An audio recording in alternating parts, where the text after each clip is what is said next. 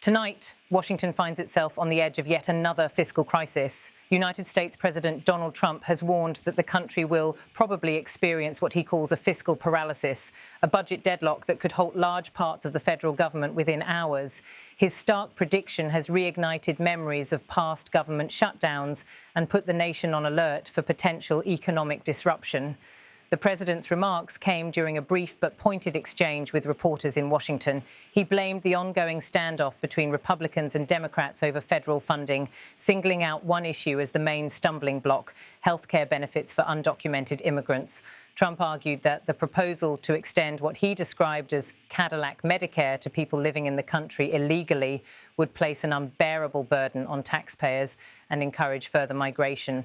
Quoting directly, the president said, "We'll probably have a shutdown of the administration because one of the things they want to do is they want to offer incredible Medicare, Cadillac, the Medicare Cadillac, to illegal immigrants." Now, what that does is it causes them to continue to come to our country like they do in California, and no country can afford that, no country. And we have the border blocked. We closed it. We had no one for 4 months, zero people coming in. That wasn't me. That was by the authorities who are liberally oriented. Those remarks, delivered just hours before a midnight deadline to renew government funding, underscored the tense political divide in Washington. With neither Republicans nor Democrats willing to compromise, the prospect of a shutdown loomed large. The dispute revolves around a single but deeply symbolic policy choice: whether to allow expanded public health care coverage, traditionally reserved for elderly and disabled Americans under Medicare, to be provided to undocumented migrants. For Republicans, the proposal represents not only a strain on the federal budget, but also, as they argue, a magnet drawing more migrants across the border. For Democrats, it reflects what they describe as a basic humanitarian duty and a step toward fairer health care access. This impasse has brought Washington to a standstill before. Over the past 3 decades, the United States has witnessed several disruptive government shutdowns: in 1995 under President Bill Clinton, in 2013 under President Barack Obama, and most recently in 2018 and 2019 during Trump's first term. That last shutdown, the longest in American history at 35 days, cost the U.S. economy an estimated $11 billion, according to the Congressional Budget Office.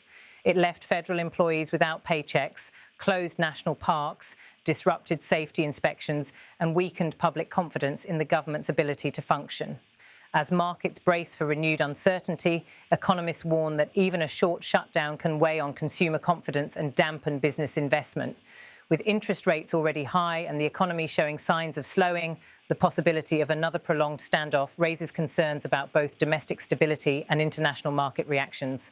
Analysts note that at a time when global investors closely watch the United States for economic leadership, such political gridlock can undermine the country's credibility. Beyond the numbers, the human toll of a shutdown is immediate and personal. Hundreds of thousands of federal employees face furloughs, meaning they are forced to stay home without pay. Military families often find themselves caught in the crossfire, waiting anxiously for delayed paychecks.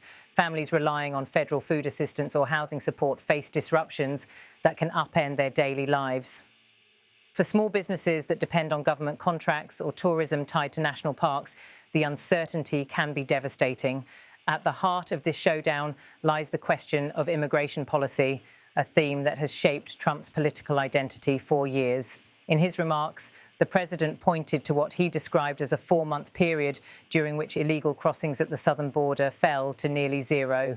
He credited stricter enforcement, though he noted that it happened not because of me, but because of the authorities who are liberally oriented, a statement that drew criticism from political opponents who accused him of distorting the record.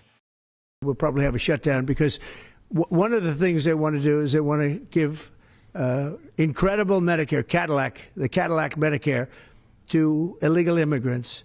And what that does is it keeps them coming into our country, and like they do in California. And no country can afford that, no country. And we have the border stopped up. We have it closed. We have nobody for 4 months. Zero people came in. That wasn't me. That's by the authorities who happen to be liberally oriented. Immigration advocates argue that many of those seeking entry into the United States are fleeing violence, poverty, and persecution. They say that denying them access to even basic health care exacerbates humanitarian crises and undermines America's moral standing.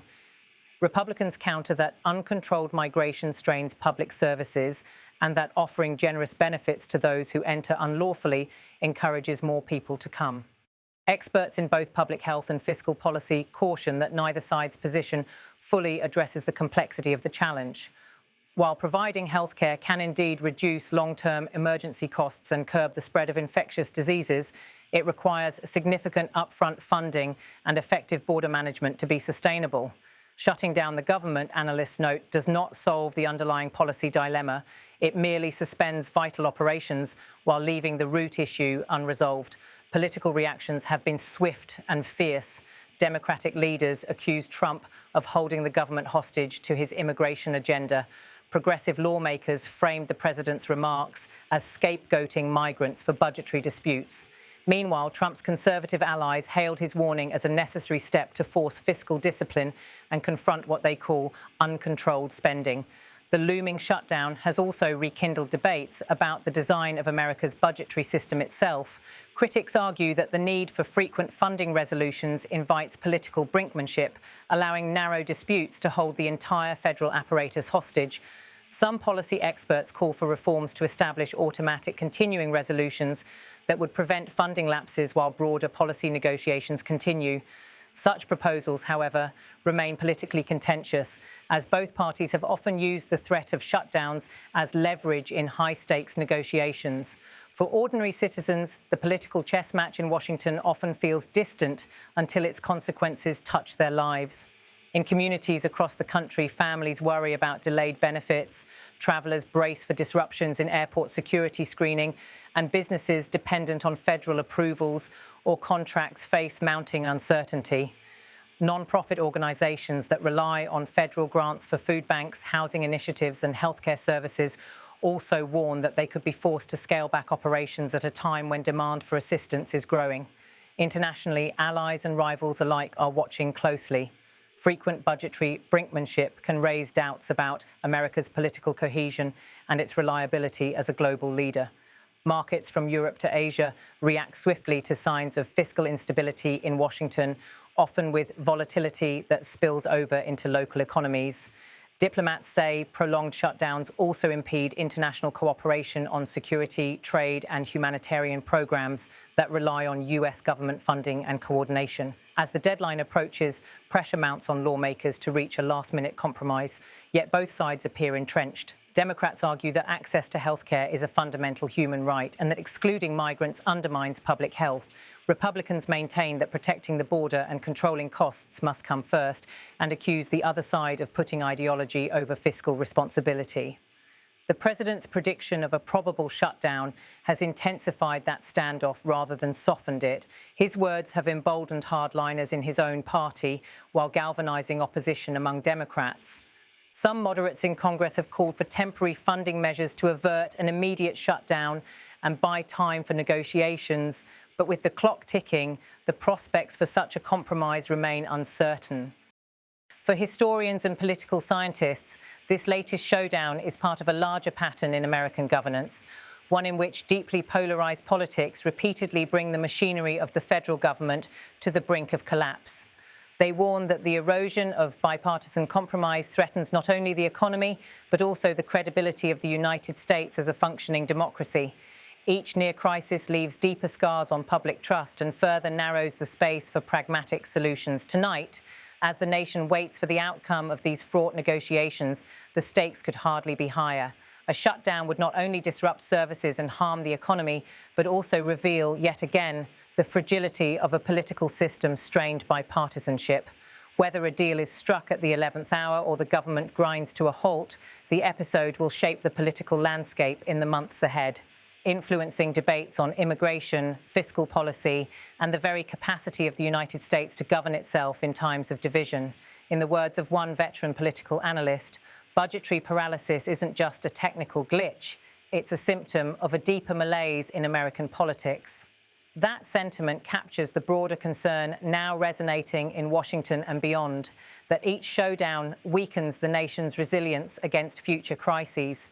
As the countdown continues, the question remains whether leaders on Capitol Hill can bridge their differences in time, or whether the United States will awaken tomorrow to a government in partial shutdown with all the uncertainty and disruption that entails. For now, the world watches, the markets brace, and millions of Americans wait to see if the warning of a probable fiscal paralysis becomes the nation's reality.